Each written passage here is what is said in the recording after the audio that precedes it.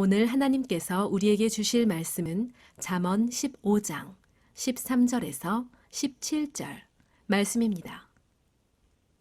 잠언 15장 13절에서 17절 말씀입니다. 마음의 즐거움은 얼굴을 빛나게 하여도 마음의 근심은 심령을 상하게 하느니라. 명철한 자의 마음은 지식을 요구하고 미련한 자의 입은 미련한 것을 즐기느니라. 고난받는 자는 그날이 다 험악하나 마음이 즐거운 자는 항상 잔치하느니라. 가산이 적어도 여호와를 경외하는 것이 크게 부하고 번뇌하는 것보다 나으니라. 채소를 먹으며 서로 사랑하는 것이 살찐 소를 먹으며 서로 미워하는 것보다 나으니라. 아멘. 할렐루야. 우리 옆에 분 오고 인사하겠습니다. 반갑습니다 하고 인사합니다.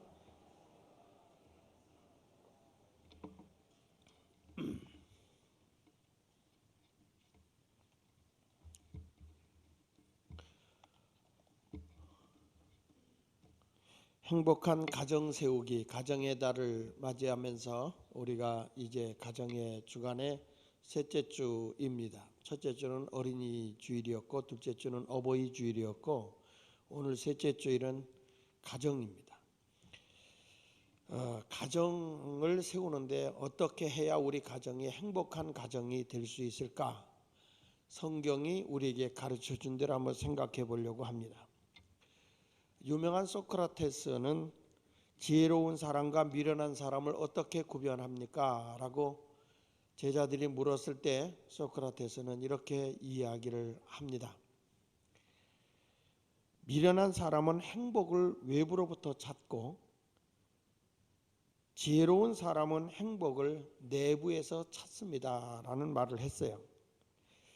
사실상 많은 사람들의 행복이 바깥에 있는 줄 압니다. 다른 사람들에게 있는 줄 압니다. 행복이라고 하는 것은 내 마음과 내 삶의 가정에서부터 행복이 와줘야 그게 진정한 행복인 줄 압니다. 20세기의 최대의 부자로 알려진 아리스토텔레스 오나시스라고 하는 그 그리스의 선박학으로 불려지고 있는 사람이죠. 세계 선박계를 좌우지했던 사람 중에 하나인데 이 사람은 밥을 못 먹을 정도로 가난한 사람이었습니다. 그래서 남의 집에서 일하고 또 그가 살기가 어려워서 잡일을 하면서 선박에 배의 짐을 날려주는 그런 역할을 하게 됩니다. 우연히 그는 그 선박의 주인들이 살아가는 모습과 자기들이 살아가는 삶이 전혀 다른 것을 알게 돼요. 그래서 열심히 돈을 모아요. 돈을 모아가지고 그 돈을 가지고 어딜 가냐면 그 선박하고 있는 부유한 사람들이 먹는 식당을 찾아갑니다. 찾아갔는데 옷도 남루하고 추한 모습을 가지고 들어가려고 하니까 안 들여보내요. 내가 밥을 먹겠다는데 왜 안 들여보내줍니까? 들여보내주세요. 그래서 실랑이를 합니다. 거기 들어가던 부자들이 왜 자네는 여기 와서 이렇게 싸우는가? 나도 여기 와서 밥을 먹고 싶어서 열심히 돈을 모아서 이곳에 들어오는데 못 들어오게 저 사람이 막습니다. 내가 옷이 추하다고 해서 못 들어오게 막는 것 같습니다. 자네는 왜 여기에 들어와서 밥을 먹으려고 하는가? 이렇게 물어봤더니 그 오나시스라는 사람이 하는 말은 내가 사는 삶과 당신들이 사는 삶이 다르기에 나도 여기서 밥을 먹고 저들의 삶을 한번 어떤 것인지를 체험하기를 원합니다. 그래서 내가 여기 들어와서 밥을 먹습니다. 계속해서 그들하고 실랑이를 하면서 들어가서 결국에는 그 부자들이 그게 밥을 먹도록 시끄러우니까 밥을 먹도록 허락해 줍니다. 하루는 부자들이 그를 불렀습니다. 이보게 자네는 돈을 열심히 벌어서 결국에 밥 한 끼 먹는 값으로 몇 달을 벌어서 밥 한 끼 먹는 걸로 끝내겠는가? 왜 그렇게 사는가? 그는 그럴 때마다 나는 당신들의 삶을 배우고 싶소. 당신들의 삶을 알지 못하는 한 나는 결코 당신들처럼 부자가 될 수 없다는 걸 아오. 내가 살고 있는 이 삶, 내가 살고 있는 여기서만의 삶을 전부로 누리고 있다고 한다면 나는 거기서 한 발짝도 더 발전할 수 없기 때문이요. 그래서 그러면 배워보게 하면서 그들의 부자들이 그를 앉혀놓고 이야기도 해주고 또 같이 밥을 먹으면서 너무 성실하게 일을 하니까 그러면 우리 배에다가 짐 나르는 일을 하시오.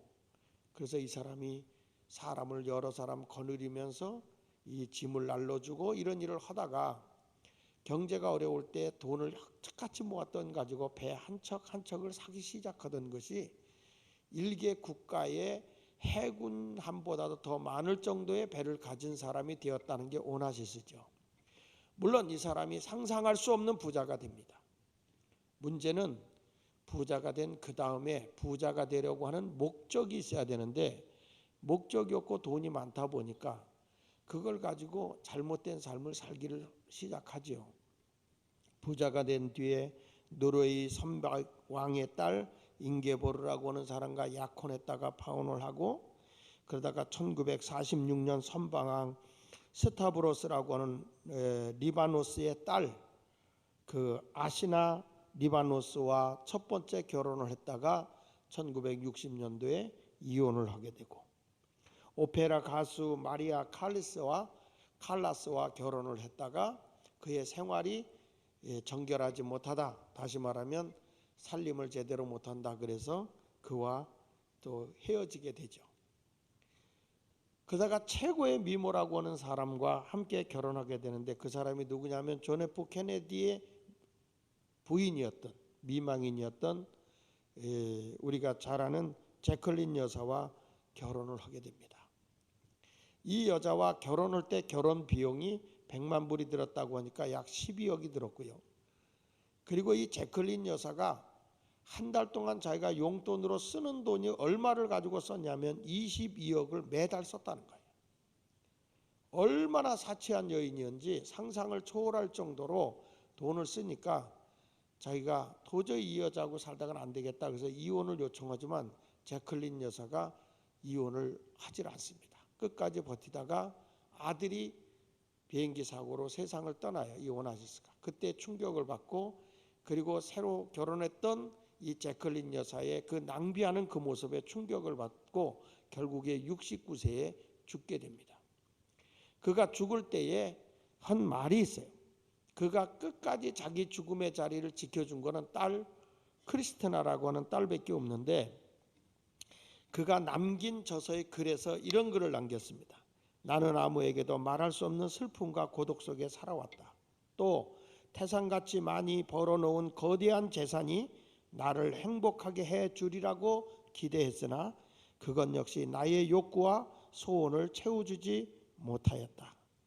아, 내 인생 행복하지만은 않았다. 세계의 미모들을 돈으로는 살 수 있었지만 그는 결코 행복하지 않았다는 것입니다. 사랑하는 여러분, 우리의 행복이 내가 가지고 있는 어떤 외적인 것에 있는 것이 아니라는 것입니다. 내가 행복이 온다고 하는 것이 무엇인가 다른 사람의 아름다움을 내가 소유하고 있다고 해서 행복이 오는 것이 아니라 진정한 행복은 돈과 재물이 아니요 외적인 것이 아니요 마음에 있다고 성경은 가르쳐주고 있습니다. 오늘 본문의 말씀 잠언 15장 15절에 보면 고난받는 자는 다 그날이 다 험악하나 마음이 즐거운 자는 항상 잔치하느니라. 인간의 행복이 어디에 있느냐? 마음에 있다는 거예요. 마음에 즐거움이 있는 것이 잔치라는 거예요. 여러분, 우리의 인생이 가장 행복한 것이 뭐냐? 마음의 즐거움이라고 생각합니다. 그래서 오늘 저는 행복한 가정을 세우기 위해서 세 가지로 우리에게 일러주고 있는 이 말씀을 여러분에게 증거하면서 함께 은혜를 받으려고 합니다. 첫째로 오늘 본문에서 우리에게 행복한 가정을 세우기 위해서 해야 되는 게 뭐냐? 항상 마음의 즐거움을 위해 노력하라는 것입니다. 여기 13절을 같이 한번 읽어볼까요? 시작. 마음의 즐거움은 얼굴을 빛나게 하여도 마음의 근심은 심령을 상하게 하느니라. 내 마음의 즐거움, 마음이 즐거우면 얼굴에 빛이 난다는 거예요.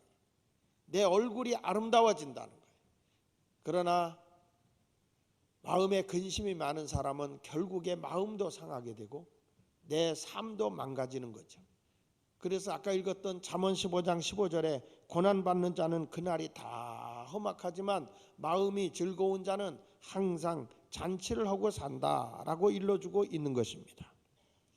그렇습니다. 우리 가정의 행복의 기초가 뭘까? 우리 가정을 행복하게 하는 가장 근본이 뭘까? 그랬을 때 그것은 마음의 즐거움입니다. 마음의 즐거움은 얼굴이 정말 해같이 빛나는 거예요. 그래서 여자를 아내라고 그런다는 거예요. 아내.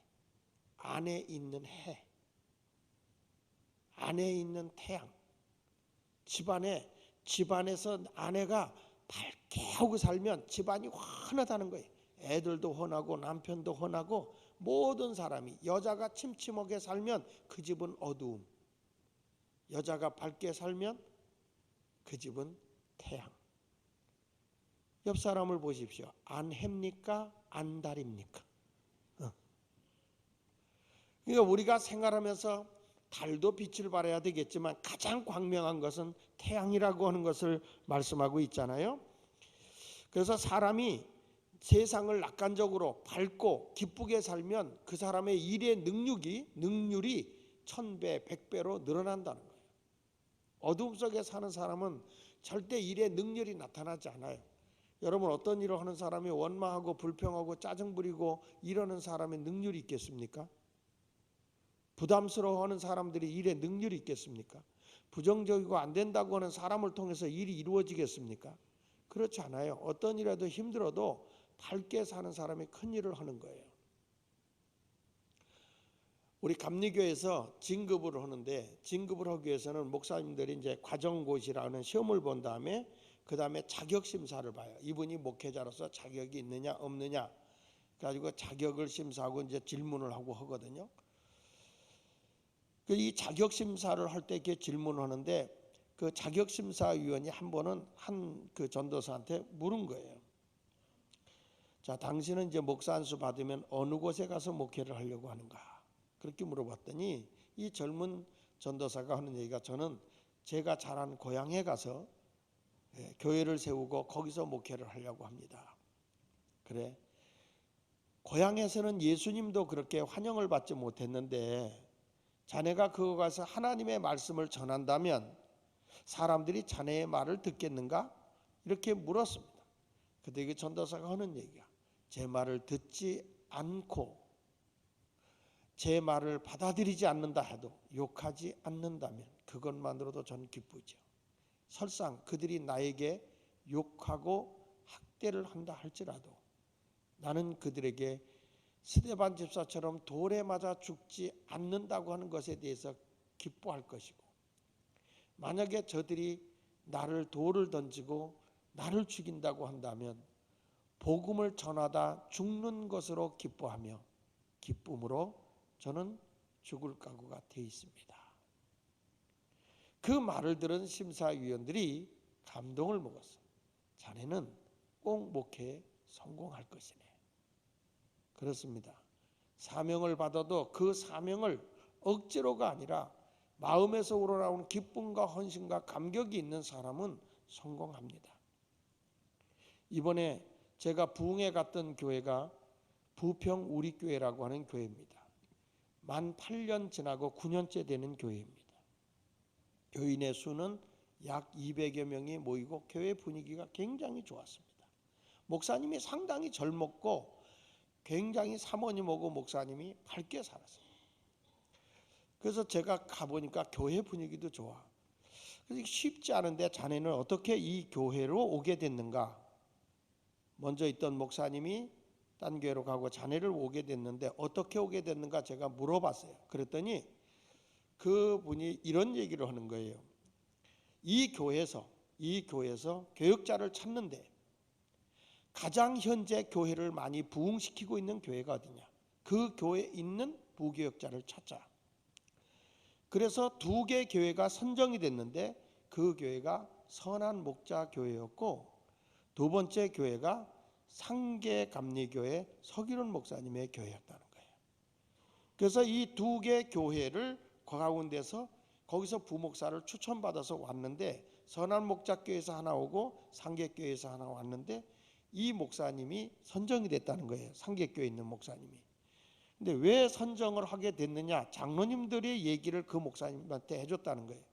목사님이 절망할 수밖에 없는데 전혀 얼굴에 기쁨과 감격이 넘치더라는 거예요. 설교를 하는데 그렇게 기뻐서 설교하는데 사모님을 만나봤는데 사모님이 그렇게 얼굴이 밝더라는 거예요. 그래서 됐다는 거예요.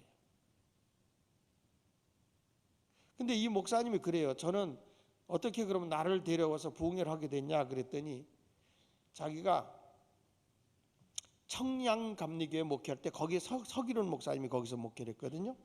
청량감리교회 제가 가서 집회했을 때 그때 저를 봤고 상계교회에 와서 집회할 때 저를 봤다는 거예요.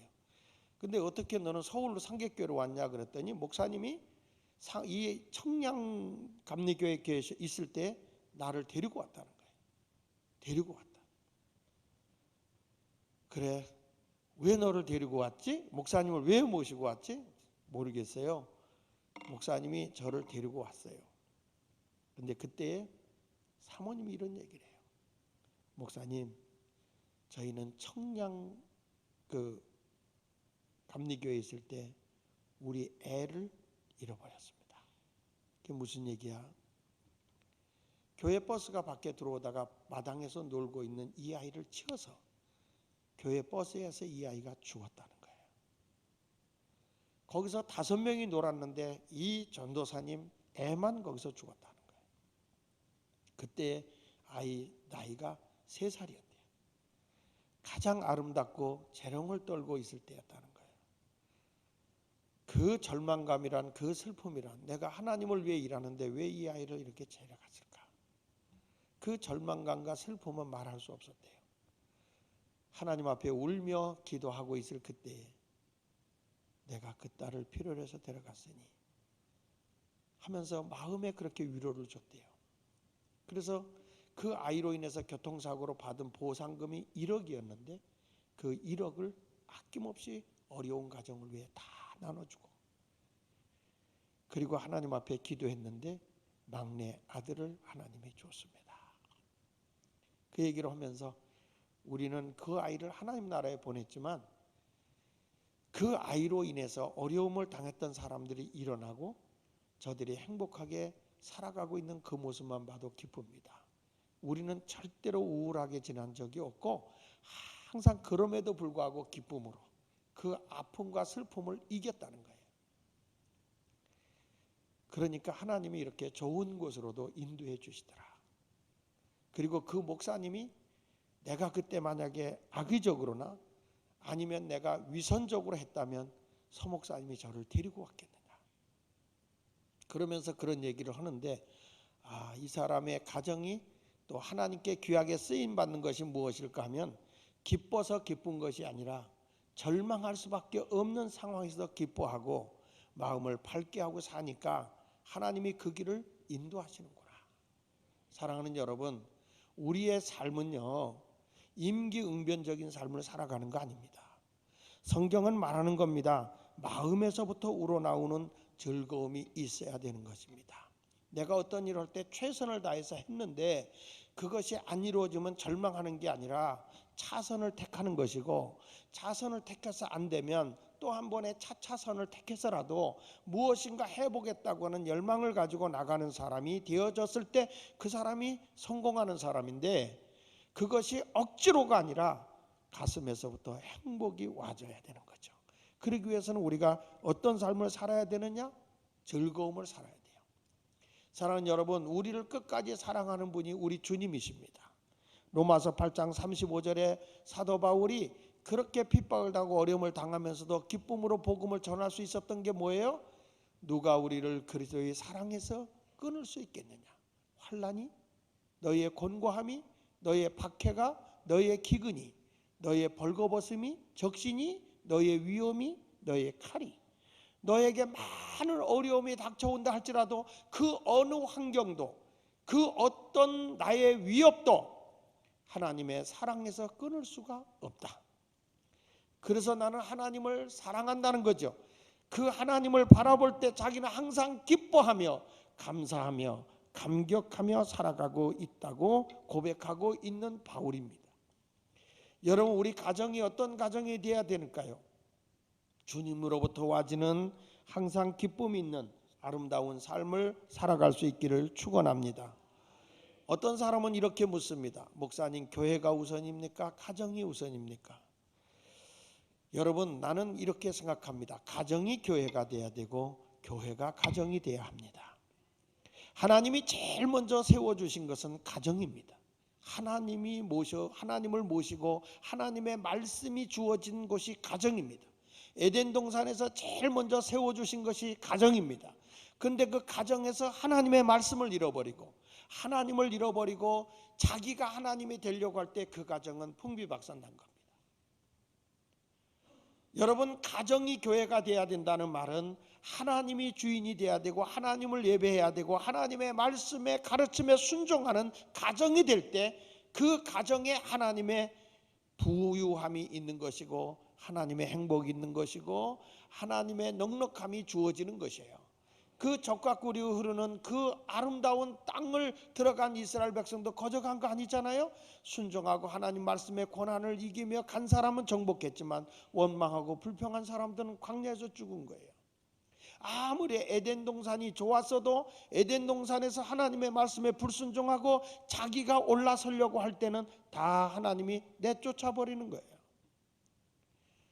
우리가 하나님의 뜻을 따라 살기 위해서 우리 성도들이 가정이 어느 가정보다 즐거운 가정, 행복한 가정이 되기를 바랍니다. 여러분, 313년 콘스탄틴 대제가 그 사람이 어떻게 이 기독교를 그 로마로 인정을 하게 됐느냐, 공인하게 됐느냐. 당시에 이 로마라고 하는 나라가 다 가정이 붕괴됐어요. 향락에 쩔어가지고 가정이 다 붕괴됐어요.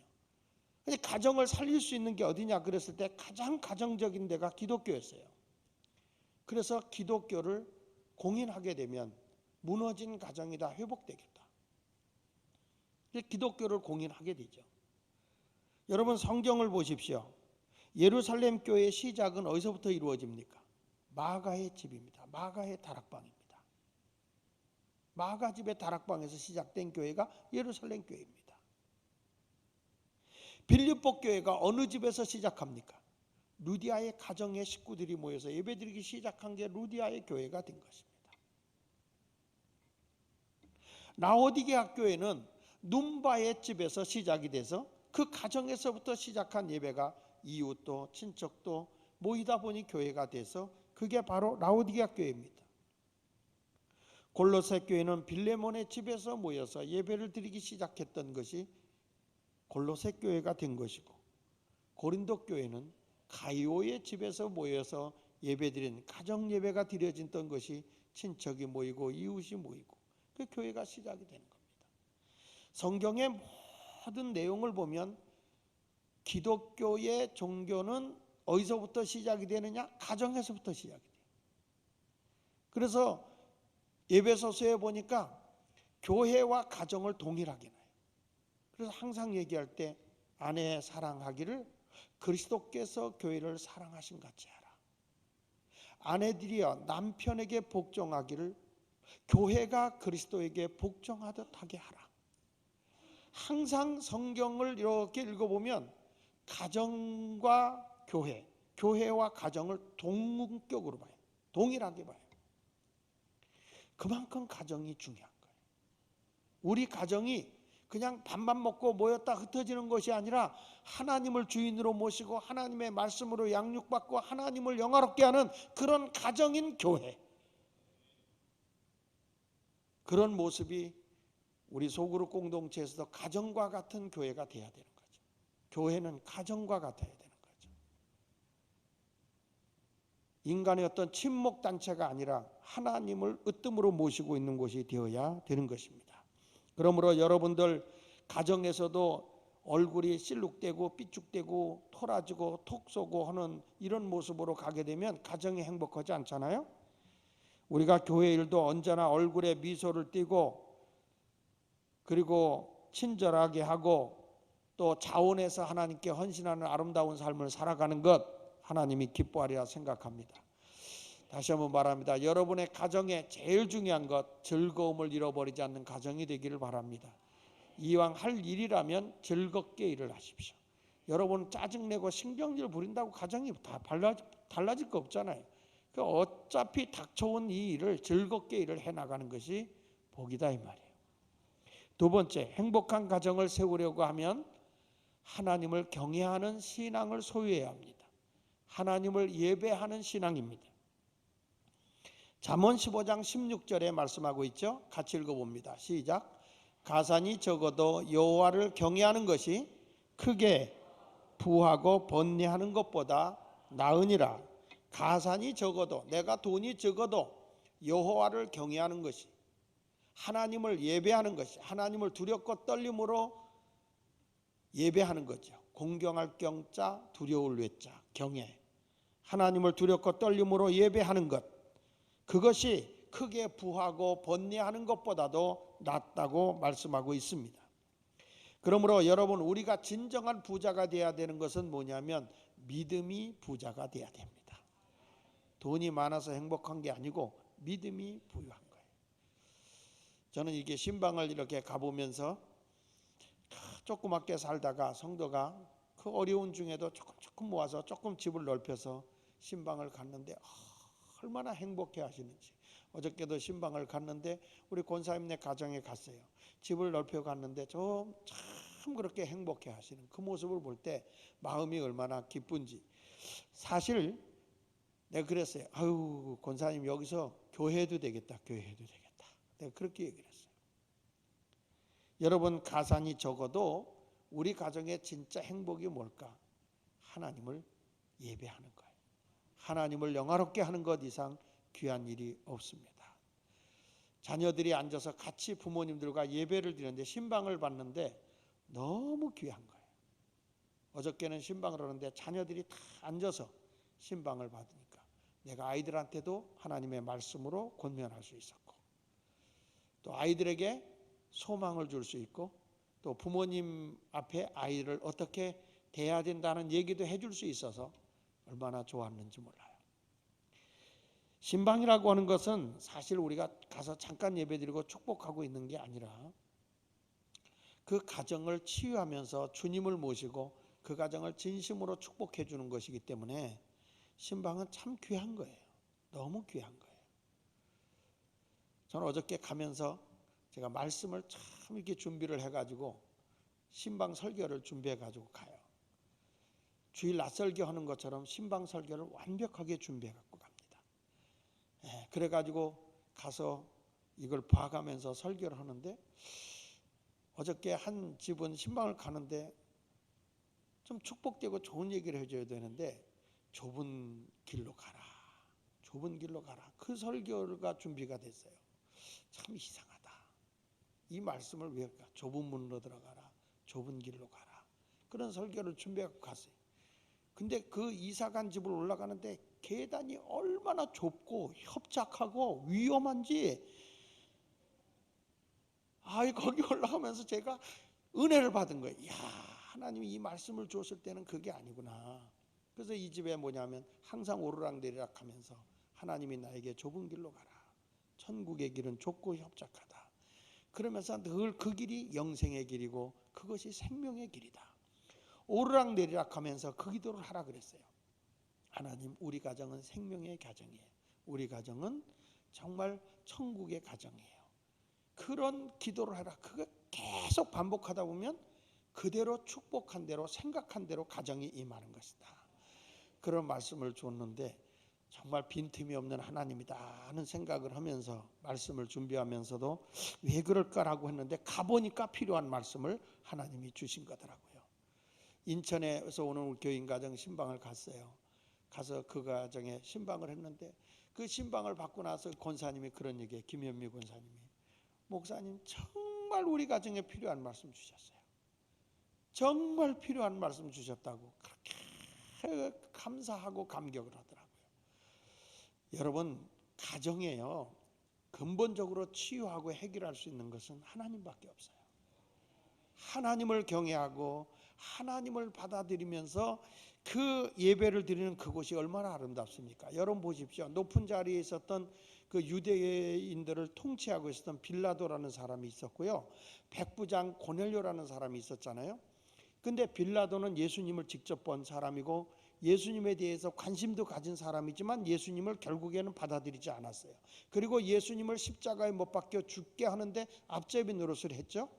그 예수님을 전혀 받아들이지 않았어요. 그는 높은 자리에 있었고 그리고 굉장히 큰 권력을 가지고 있는 사람이었지만 예수님을 영접하지 않고 예수님을 죽음의 자리 십자가의 처형을 받도록 내주는 일까지 했던 사람이 빌라도예요. 그래서 항상 여러분 주기도문 가운데 누구에게 고난을 받으사? 빌라도에게 고난을 받으사. 이거는요 지구 끝날 때까지 종말이 올 때까지 빌라도라는 이름은 안 없어질 거예요. 근데 여러분 이 빌라도가 어떻게 최후를 맞이했죠? 미쳐 날뛰다가 자결했어요. 자살했어요. 비극으로 인생을 마친 사람이에요. 그 반면에 낮은 자리에 있었지만 백부장, 여러분 우리가 잘 아는 고넬료라고 하는 백부장 보세요. 같은 로마인이지만 그는 어떻게 살았습니까?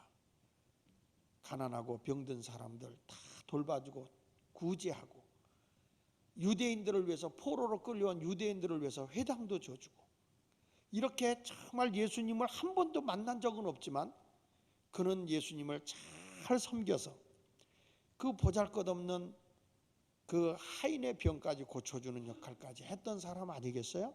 참 귀한 사람이에요. 그리고 그 가정을 다 예수 믿게 했어요. 베드로를 초청해다가 부흥회를 열고 자기 가정이 다 은혜 받고 예수 믿고 친구들까지 전도해서 이방의 전도의 기지가 되도록 한 사람이 누구냐? 고넬료라는 사람이에요. 사랑하는 여러분, 은혜 속에 한 사람은 예수를 배반한 사람은 결국에 인생의 불행을 맞이하지만 낮은 자리에 있어도 가정에 예수를 모시고 예수님을 영화롭게 하고 예수님을 위해서 살아간 그 아름다운 삶을 사는 고넬료는 가정도 구원했지만 그를 통해서 이방 나라에까지 복음이 확산될 수 있는 역할을 했던 것을 보면 얼마나 귀한 일인지 몰라요.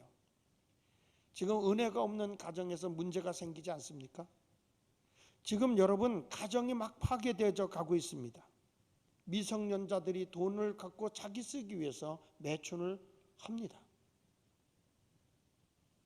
여러분 이 아이들이 전화기 가지고 폰팅 교제를 해서 만나서 묻지도 않습니다. 그냥 돈 얼마 줄래?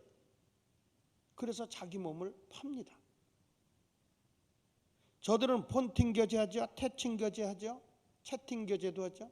뭐 삐삐거리라고 하는 걸 통해서도 있을 수 없는 일들이 지금 일어나고 있어요. 여러분 이제는 가정의 소중함을 알지 못해요. 자기 향락에 다 모든 미래가 무너져 있어요. 이것은 가정이 붕괴되고 있는 것입니다. 앞으로 가정은 어떻게 될까? 세계 미래 학회가 발행하는 미래 예측 전문지인 퓨처리스트에서 이런 얘기를 했어요. 21세기의 가족은 자녀의 생산, 양육 및 가족을 이렇게 돌보는 일이 변하게 될 것이다. 맞벌이가 증가될 것이고 가족은 남성화가 되어서 여자들이 돈벌이 하고 가정을 남성이 지키는 일이 일어나게 될 것이고 결혼은 앞으로 거래가 될 것이다. 이혼이 가정의 파탄이 아니라 잘못된 선택을 바로잡는 긍정적 선택으로 바뀌어질 것이고 이제는 결혼을 바로 하는 게 아니라 장기 동안 동거한 뒤에 결혼하고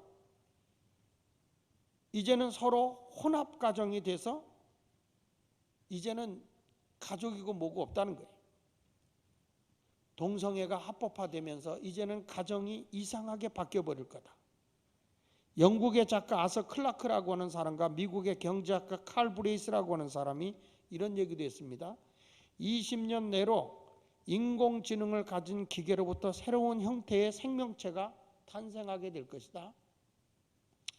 이제 부부간에 아이를 낳는 게 아니라 남자의 정자와 여자의 난자를 은행에 맡겨놨다가 그것을 기계 속에서 넣어서 아이를 병아리를 부화하듯이 사람을 그렇게 이제 인공지능 기계로 출산을 하게 될 것이다. 여러분, 이제 세상은 하나님을 떠난 세상, 하나님 없는 세상이 되어져 가고 있는 이 세상이 정말 희망일까요? 그것이 인생의 행복을 가져다 주는 것일까요? 절대 그렇지 않습니다. 이 가정은 점점 이 과학과 문명이 발달하고 이제 사람의 지능이 발달하면서 엄청난 변화가 일어나기를 시작합니다. 어저께 조선일보에 나왔죠. 이제 사람의 인공 로봇가 사람이 입는 것이 나왔다. 한국의 자동차 회사에서 그걸 만든다. 그래서 이제는 사람이 그걸 딱 입고서 짐을 나르는데 200kg까지도 들어 올릴 수 있다. 이제는 사람이 뛰는 것도 이제 지치지 않는다. 지금 병원에서 실용하고 있다고 그래요. 재활하는데 입고 다니면 이게 이제 반신불수라든지 또 이렇게 중풍 같은 거, 또 이 다리 관절이 있어서 걸음을 잘 못 걷는 분들도 그거 딱 입으면 그냥 로봇가 걸으니까 움직여 주는 거예요.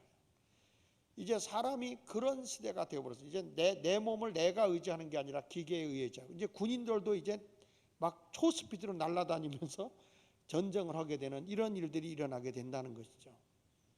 장점도 있지만 단점이 얼마나 크겠어요. 남의 집 휙 날아가서 혼자 있는 여자 다 잡아가지고 뭐 별짓 다 할 것 같지 않습니까? 그래서 하나님을 망각한 세상은 멸망하게 되는데, 성경 말씀에 이렇게 말하죠. 잠언서 9장 10절에 여호와를 경외하는 것이 지혜의 근본이요 거룩한 자를 아는 것이 명철이다. 여러분, 하나님을 경외하는 것이 인생의 본분이고 거룩한 자를 아는 것이 명철이라는 것은 판단력과 분별력이 정확한 걸 얘기하는 거예요. 또 잠언 10장 27절에 보면 여호와를 경외하면 장수하지만 그러나 악인의 수명은 짧아진다 그랬어요. 잠언 14장 26절에도 보면 여호와를 경외하는 자에게는 견고한 의뢰가 있나니 그 자녀들에게 피난처가 있으리라. 자녀들이 어디 가서 안식을 할까요? 하나님의 품 안에 올 때 안식이 있다는 거예요. 주 안에서 참된 안식이 있다는 거예요. 잠언 22장 4절에 보면 겸손과 여호와를 경외함의 보상이 뭐라고 그랬어요? 재물과 영광과 생명이라고 얘기를 했습니다. 이제 세상은 점점 불안한 세상 속에 살고 있습니다. 유명한 신학자인 폴 틸리가 현대인의 세 가지 불안에 대해서 얘기할 때 사람들은 무엇이 불안하냐? 첫째, 죽음이 불안하다. 둘째는 뭐냐? 허무감, 인생의 허무함이 두렵다. 세 번째로는 죄책감이 두렵다라고 얘기를 했어요. 이제는 세상에서는 숨기고 살 수 없는 세상 속에 살게 되었습니다. 그래서 이제 우리가 목요일 금요일 집회를 하잖아요. 우리가 많은 사람을 초청해서 집회를 하는데 이분의 집회를 들은 분들마다 그게 굉장히 은혜스럽고 하늘의 소망을 많이 준다고 그래요. 그래서 하여튼 집안에 있는 사람 애들, 무슨 뭐 게임에 빠져 있는 애들, 또는 그 알코올에 빠져 있는 사람, 또 굉장히 폭력적인 사람, 이런 사람들도 다 와서 복음을 들어야 되고, 믿음 없는 사람들 와서 들어보면 사형을 당할 때의 사람의 마지막을 정리할 때 그 두려움과 공포가 얼마나 큰지. 근데 그들이 예수님을 만났을 때의 모습과, 그리고 목이 탁 걸려서 죽을 때에 예수 믿는 사람의 죽음과 예수 영접하지 않은 사람의 죽음과의 차이가 얼마나 차이가 나는지, 천국에 대한 소망을 확실하게 일러주는 그런 집회입니다. 여러분들은 아무리 바빠도 이번 집회는 정말 귀한 집회입니다. 우리에게 희망의 삶을 주는 그런 집회입니다. 그래서 제가 여러분들에게 희망의 삶으로의 초청이라는 그런 걸 가지고 했으니까 주변에 있는 사람들도, 아이들도 같이 와서 은혜를 받고 굉장히 재밌게 잘 하시네요. 저도 사실은 이분 만나본 적이 없는데 집회를 다니다 보니까 많은 분들이 추천을 해요. 많은 분들이 추천하고 꼭 목사님들 모셔다 해봐. 얼마나 좋은지 모르겠더라. 목사님들만 모셔다가 보겠는데 진짜 현장에서 죽음을 겪는 사람, 범죄자들, 이런 사람들이 변화시키는 그런 아름다운 집회가 될 건데, 여러분, 우리 가정이 아름다워야 되잖아요. 사고가 나고 난 뒤에 울고불고 하는 것보다 미리 우리 가정이 정말 복음으로 소망을 갖고 사는 아름다운 가정 갖는 거 얼마나 귀한 일인지 몰라요. 이번 집회는 가정을 회복하기 위해서 하는 거예요. 우리 아이들 내가 신방 다녀보면서 보지만 예수 안 믿고 제멋대로 노는 애들 너무 많아요. 부모 말도 안 듣고 반항하고 게임 안에 갇혀가지고요. 그 요즘에 살인 비극이 왜 나요? 그냥 게임하다가 사람 죽이는 게임 막 하잖아요. 그러다가 지면은 다시 리셋 누르고 다시 하고 리셋 누르고 다시 하고. 자기 인생이 지금 실패하면 저 사람 죽여버리고 다시 하면 되지. 그러니까 사람들이 그냥 사람의 생명을 귀하게 여기지 않는 시대에 우리가 살고 있는 거거든요. 우리 아이들에게 새로운 자극을 줄 수 있는 그런 것이 바로 이번에 집회다 생각을 합니다. 여러분 모처럼 우리 가정은 하나님을 잘 믿는, 하나님을 경외하는 자녀들을 양육하길 바랍니다. 마지막으로 한 가지 더 부탁한다면 따라합시다. 행복한 가정을 세우려면 사랑해야 한다. 자, 여기 17절 한번 읽어보십시오. 시작. 채소를 먹으며 서로 사랑하는 것이 살찐 소를 먹으며 서로 미워하는 것보다 나으니라. 사람들은 특별히 남자들이 착각하는 것은 돈만 벌어다 주면 다 했다고 생각하는 거죠. 그런데 사람은 돈을 먹고 사는 게 아닙니다. 사랑을 먹고 사는 거죠. 우리는 흔히 그렇게 얘기를 해요. 돈이 없는 여자들은 또 그래요. 아이고 돈이나 실컷 벌어다 줬으면 좋겠다고. 그거 안 그래요. 여러분 돈보다 더 귀한 게 사랑인 거예요. 사람이 아이들에게 필요한 게 뭐겠어요? 사랑이죠. 따뜻한 사랑이 필요한 거죠. 채소를 먹으며 사랑하는 것이 살찐 소를 먹으며 서로 미워하는 것보다 낫다. 우리가 보듯이 이는 단단하잖아요. 억세잖아요. 모든 걸 깨트려 버리잖아요. 얼마나 강합니까? 그러나 그 강한 이는 빠져요. 그러나 그거를 다 이렇게 부드럽게 하는 혓바닥은, 나는 어제까지 혓바닥이 구멍 났다는 얘기 들어본 적 없고 혓바닥이 빠졌다는 얘기 못. 여러분 혹시 혓바닥 빠져서 같이 가짜 혀를 씹어는 사람 있어요? 근데 이게 일생 동안 이 부드러운 혀가 결국에는 끝까지 있는 거죠. 신앙생활도 저는 마찬가지라고 생각합니다. 잠언 15장 4절에 이런 말을 하거든요. 온순한 혀는 곧 생명나무이지만 패역한 혀는 마음을 상하게 하느니라. 가정에 가서 보면 막 있을 수 없을 정도로 막 협박을 하고 부모가 윽박지르고 막 야단치고 그래요. 근데 그게 먹히질 않잖아요. 아이들도 다 생각이 있고 있는데, 어저께 우리 한홍 권사님네 갔는데 그 아들이 정말 생각이 깊어요. 이렇게 교회 와서 보면 아주 늘 뭔가를 생각하고 있어요. 그래서 내가 할 때 아들 말을 잘 들어주는 게 좋을 것 같다 그런 얘기를 했는데 아버지도 그 얘기를 하더라고요. 뭔지 모르게 얘는 뭔가를 자꾸 만들어낸다는 거예요. 창의적인 생각을 해나간다는 거죠. 그래도 무슨 얘기할 때 보면 아들의 주장이 있고 아버지의 주장이 있으니까 부딪히거든요. 남자들은 남자들끼리. 그랬더니 우리 권사님이 그러대요. 저는 아들하고 부딪히면 바깥으로 나가요. 그러더라고. 지혜로운 거죠. 거기서 윽박하고 맞싸워봐야 안 되죠. 사람이 살아가면서 온순한 혀는 생명나무라는 거예요. 살려내는 거라는 거예요. 우리 가정이 어떤 가정일까? 과연 우리 가정은 단단한 가정일까? 부드러운 가정일까? 우리 가정은 사랑이 넘치는 가정일까? 의무감으로 살아가는 가정일까? 여러분 우리가 사랑이 가장 귀한 것인 걸 알아야 됩니다. 요한복음 15장 12절에도 내 계명은 곧 내가 너희를 사랑한 것 같이 너희도 서로 사랑하라. 미국 컬럼비아 대학의 프리드만 교수가 미국의 10만 명에게 행복의 핵심적 요소가 무엇인가를 물어봤습니다. 진정한 행복은 어디에 있다고 생각하느냐 이렇게 물어봤는데 10만 명이 대답한 것 가운데 가장 많이 나온 게 세 가지인데요. 첫째는 낙천적 인생관이다. 그 말은 뭐냐면 사람이 기쁨으로 인생을 살아가는 것이다. 그냥 뭐 속상한 일 있으면 그거를 석 달 열을 품고 있지 말고 탁탁 털어버려라는 거예요. 그때 속상한 일 있어도 빨리 털어버려라.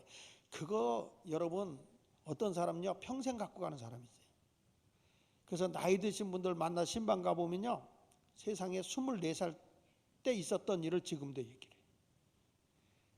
아주 그냥 소름 끼칠 정도. 나도 그분을 만나서 얘기 들어보면 한 번만 더 들으면 1000번 듣는 것 같아요. 그 이유는 왜 그러냐면 못 털어버리는 거예요. 그걸 그냥 꼭 하고 갖고 있는 거거든요. 근데 인생의 성공은 이게 이제 미국에서 조사한 건데 10만 명을 통해서 행복의 핵심 요소가 뭐냐 그랬을 때 낙천적인 인생가이다. 두 번째가 뭐냐면 사랑이다 그랬어요. 사랑. 세 번째가 뭐냐? 보람 있는 일을 하는 것이다. 가치 있는 일을 하는 것이다. 인간의 행복이라는 게 이게 남을 섬겨주고 할 때 귀한 일이 아니겠어요? 그러니까 여러분 우리가 인생을 살아갈 때 낙심하지 말고 시시한 것에 목숨 걸지 말고 오직 서로 사랑하면서 가정에서도 가진 것 없어도 힘들게 살아도 서로 사랑할 수 있는 아름다운 가정이 된다면 그 가정이 가장 아름다운 가정 아닐까요?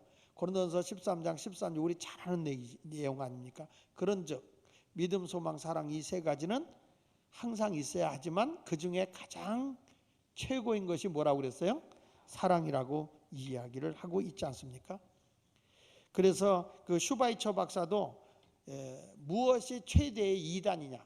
무엇이 최대의 이단이냐? 최대의 이단은 결의상 이단이 아니라 진짜 가장 큰 이단은 가장 큰 계명인 사랑을 행하지 않는 것이 가장 큰 이단이다. 이렇게 슈바이처 박사는 이야기를 했습니다.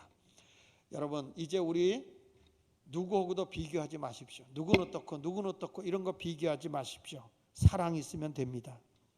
아내들이요 이웃집 남편 잘생겼다고 부러워하지 마십시오. 이웃집 남편 그저 똑똑하고 하는 일마다 멋있어 보이는 거 부러워하지 마십시오. 어머니들이요 용돈 잘 주는 이웃집 며느리 부러워하지 마십시오. 부모님들이요 공부 잘하는 윗집 아이들 부러워하지 마십시오. 지나가다가 커피숍에서 날씬한 여자 부러워하지 마십시오. 내 아내는 두툼한데 저 여자는 날씬하네. 이런 거 부러워하지 마십시오. 아무리 공부를 못해도 내 아들이고 내 딸이고 아무리 무식해도 내 아버지고 내 어머니고 아무리 형편이 가난하고 일하는 거 힘들게 살아도 내 남편이고 아무리 비만해도 내 아내인 것입니다.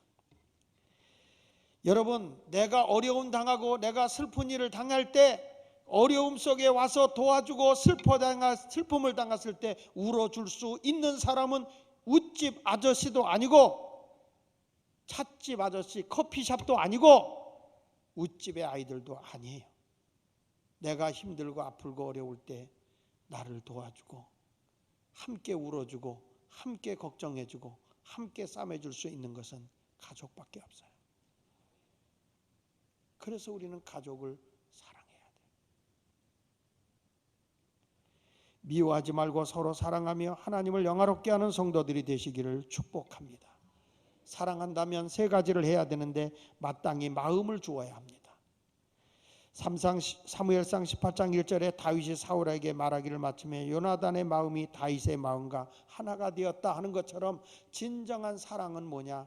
마음이 서로 통해야 된다. 또 하나는 진짜 사랑한다면 사랑하는 사람을 위해서 수고해야 한다. 사랑에는 반드시 수고가 있어요. 수고가 없는 건 사랑이 아니에요.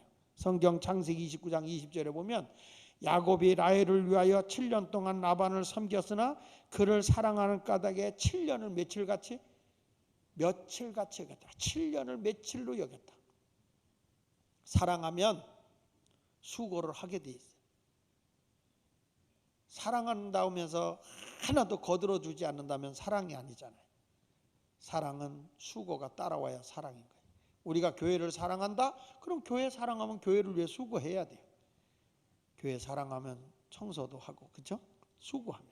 내가 집안을 사랑하면 집안에 있는 살림들 서로 도와가면서 해야 되지 않겠습니까? 사랑하니까.